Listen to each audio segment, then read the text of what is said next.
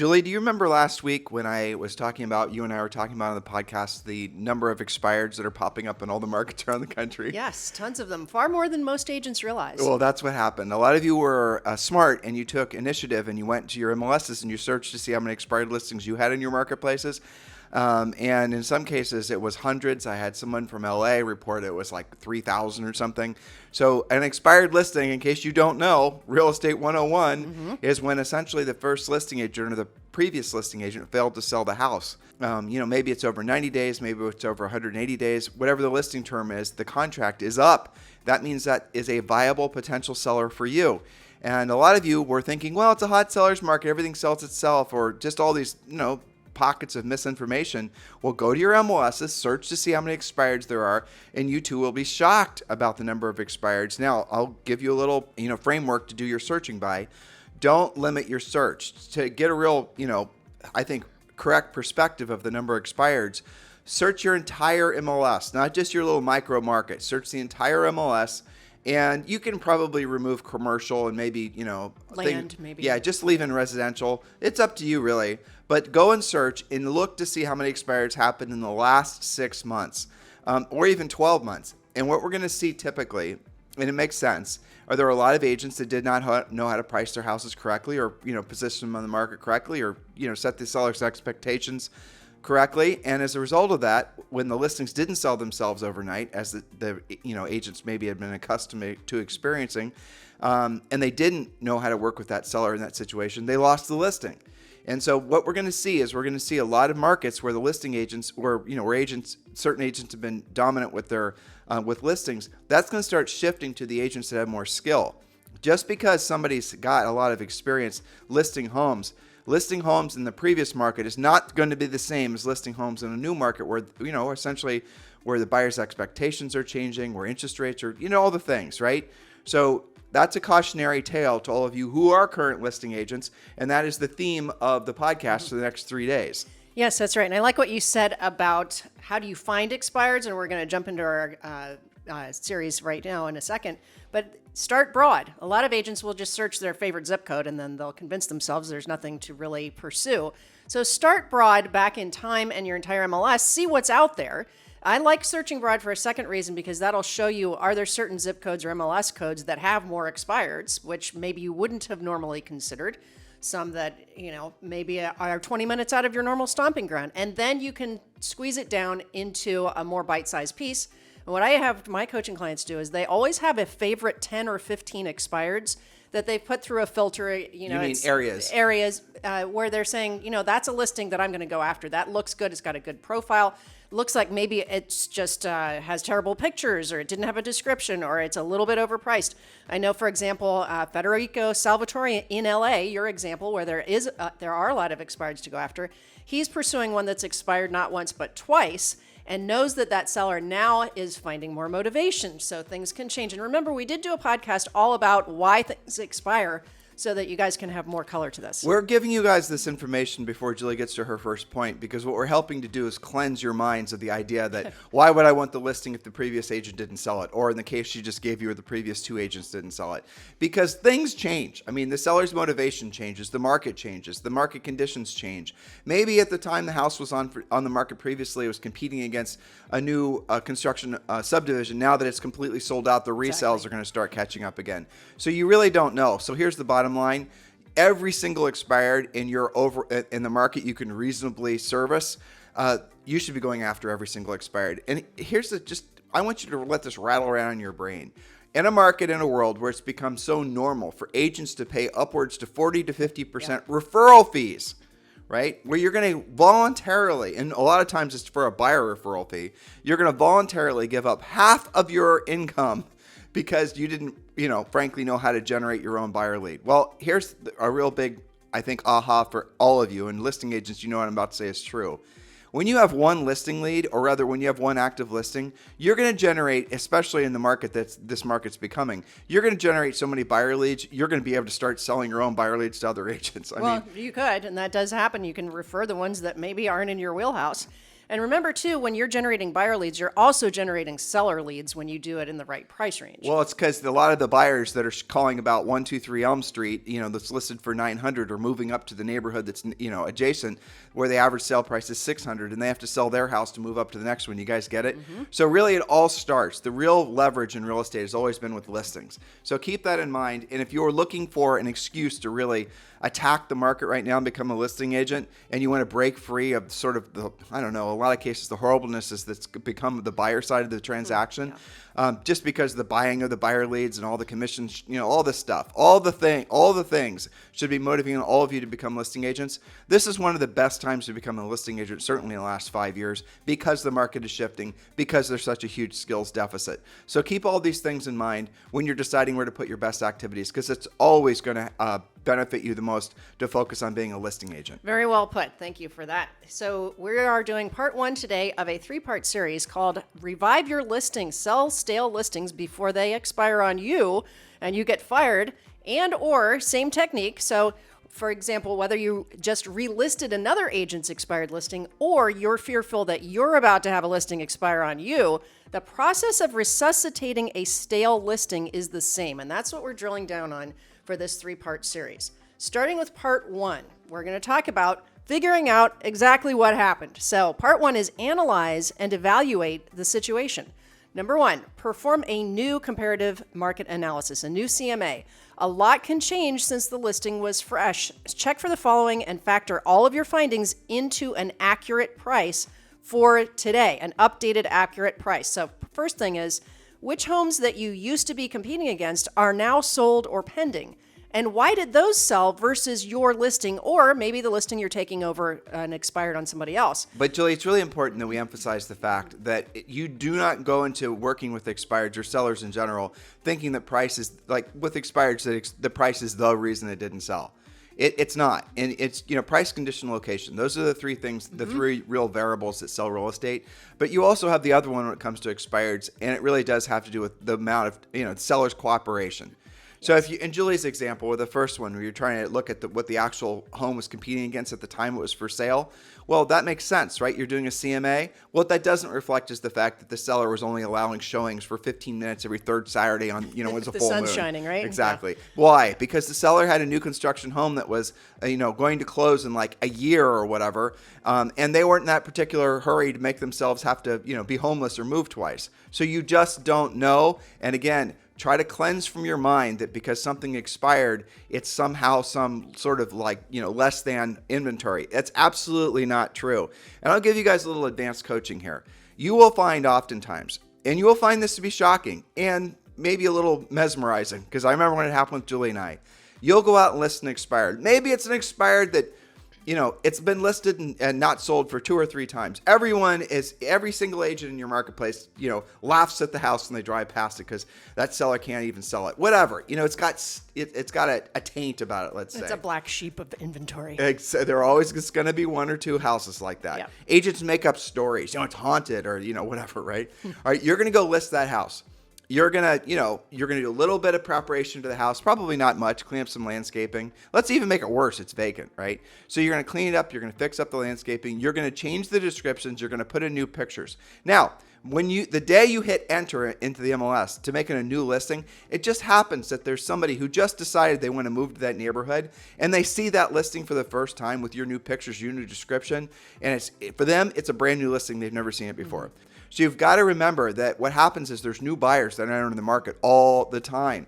And just because something's expired for the buyers that passed on it and bought something else doesn't mean it's new inventory for all the new buyers. So what's going to happen is you're going to list a house, you're going to do everything we just said, and Julie's going to give you a lot of drill down, and then it's going to sell in 2 days. And here it is. All these previous listing agents weren't able to sell it, and you sold it in 2 days. What do you think that's going to do for your reputation? AKA your brand in the marketplace. With your sold sign after it, 2 or 3 signs went up and went down, and now you're the one that has the sold sign. How many sellers in that neighborhood are going to be looking at you as being the person that can, part the Red Sea, right? Basically, that is how it works. It's amazing. If you guys watch your daily hot sheets of your MLS, you will start to notice some trends. For example, what you were talking about, you'll see that oftentimes a home will expire after, it could be 180 days on the market. Then a new agent takes it over, spruces up the pictures, changes the description, and because a new batch of buyers is now in the market, it'll sell, like you said, almost instantly. The days on the market for expireds are actually less oftentimes than it took for them to actually expire. Well, again, listen to what you just said, but also remember the other secret sauce here is I know in different MLSs it works different ways. But as soon as it has a new MLS number, as soon as the days on the market resets in the MLS, then it's a new listing and then it has a new breath of life. When Julie and I sold real estate, actually until probably maybe 10 years ago, you could actually pull your listings out of the MLS every 90 days and re-enter them and always have them have a fresh days on the market. You can't really do that anymore. There are some MLSs, I hear from coaching clients sometimes, there are some MLSs that still allow that.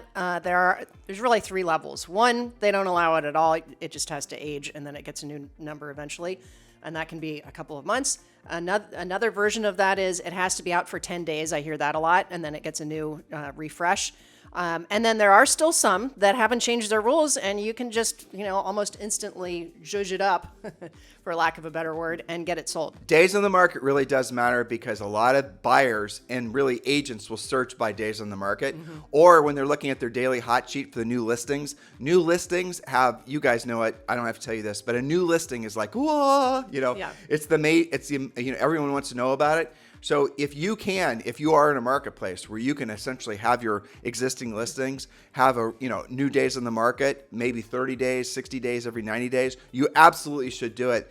And don't worry about will the MLS data statistics, who cares? Your job is to be able to do the best job for your seller, get the house sold. And if that means you have to essentially use the rules to benefit your seller to get them the highest price and get the house sold, where other houses might not be selling in that same market, for whatever reason, you do it. So if the system does allow itself to be gamed, game it for the benefit of your sellers. That's right. One technique that our coaching clients have learned and utilized is when you get negative feedback, it needs paint, it needs a carpet change, it smells like smoke, whatever.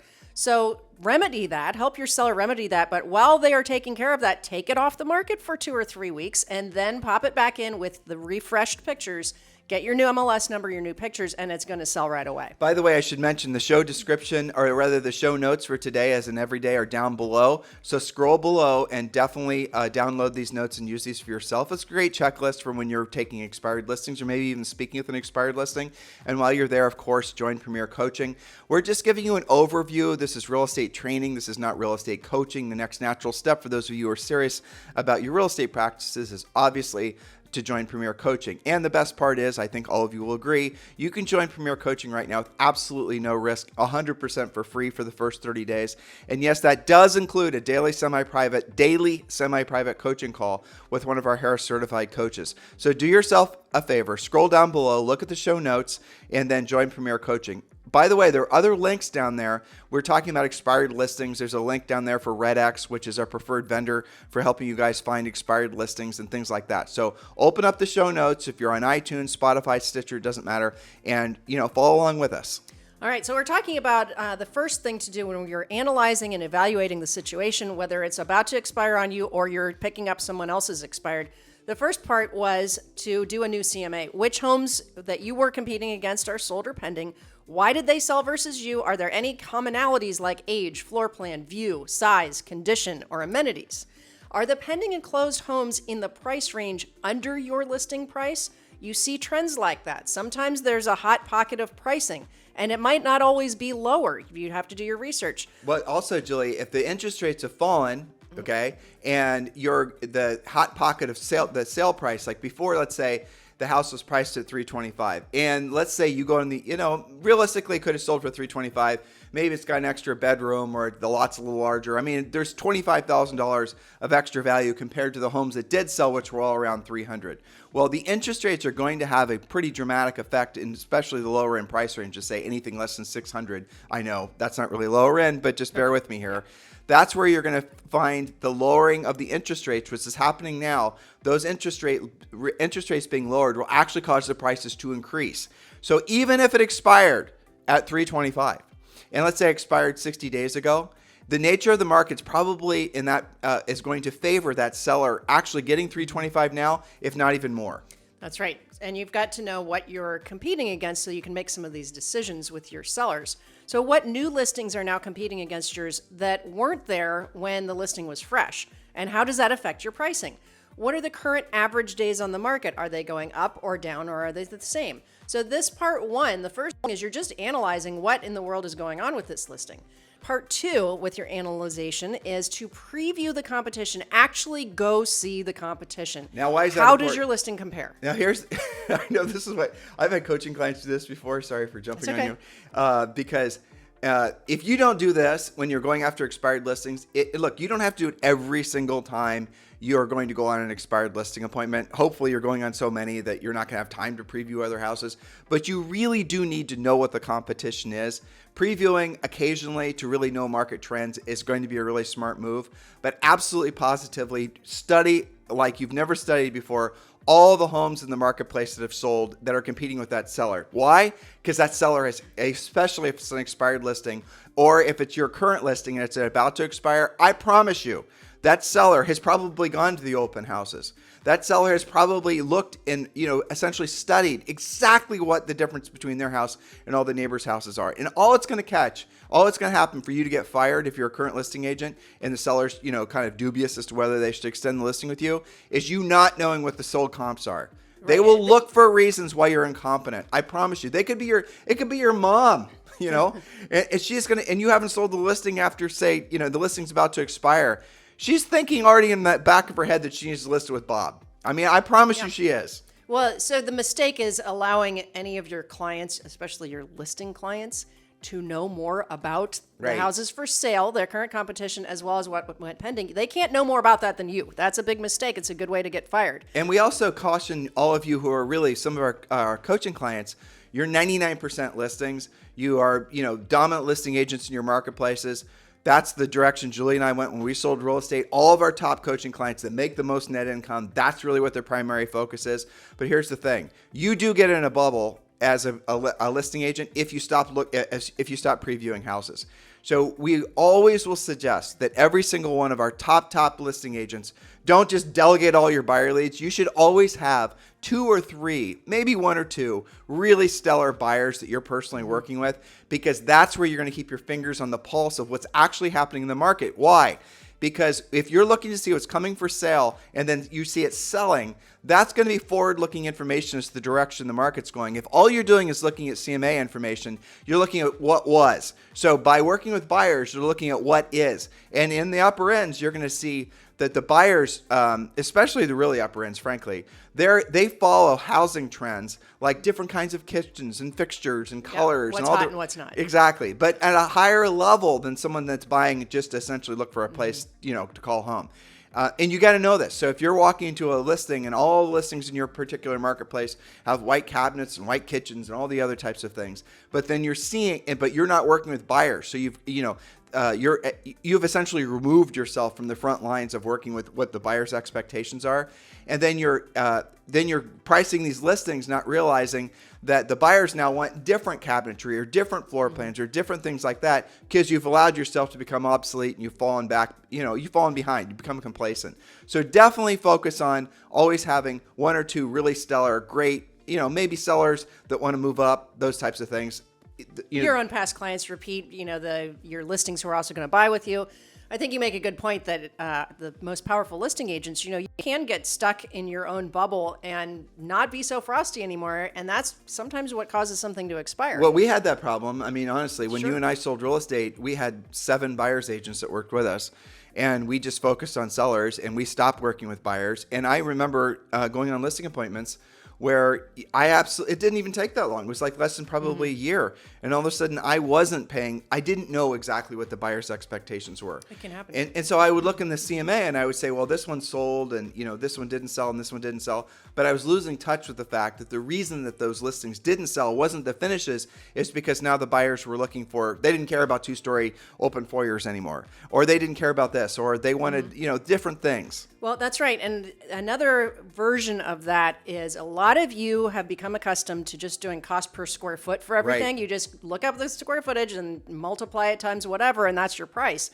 Well, that's one way of getting a range, but it's not the only way. To your point, Tim, sometimes It's all about, is it a certain type of floor plan that all of a sudden this is a new thing and everybody wants it? The only way you're going to know that is to preview. And one other thing that colors that is our point number 3, is there new construction in the area that competes with your listing? What are the current builder incentives? Rate buy downs, landscaping or pool packages, appliance packages, etc. Maybe that's kicking the butt of your resale. That's very common, and most times you have to either meet or beat what the builders are doing, or simply price it to reflect that you don't have a modern floor plan and you do need some repairs, but you've got to compete against that. That can be a very tough thing, and you really have to know if there is new construction. And the other thing is, the builders that are offering the special financing, if you're doing a resale and it's $400,000, you're actually competing with maybe as much as a $550 in new construction. If they're doing rate buy downs and the payment's going to be the same, which would you choose? A house that doesn't need any repairs, that smells good, and you get to choose all the colors, or something that's maybe a little bit outdated? This is something else that's hard for people to wrap their minds around, for the most part, is neighborhoods, communities, cities, whole regions of in an area go, they're hot or not, right? Yes. They'll become trendy or not. And so you could have you right now might be in a marketplace where it's just been, since forever, it's been the place to move or the place to live. Generations of people have grown up there, and all of a sudden the market starts to change. All of a sudden something's going on. There's a new community that's across town that's starting to attract what would have been the next generation of home buyers for whatever reason. Mostly it's the architecture, floor plans.